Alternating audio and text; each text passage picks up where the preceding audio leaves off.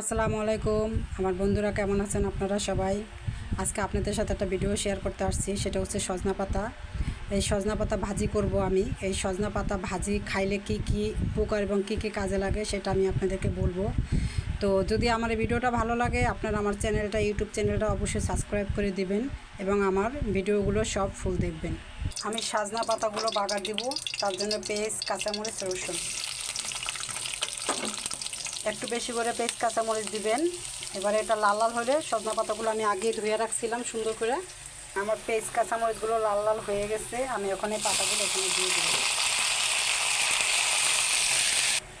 সামান্য একটু লবণ দিয়ে ঢেকে দিব এটা।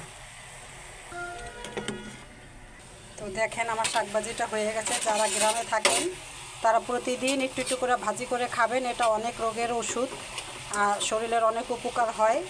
ভাজি আমার হয়ে গেছে, একটু কাঁচা কাঁচা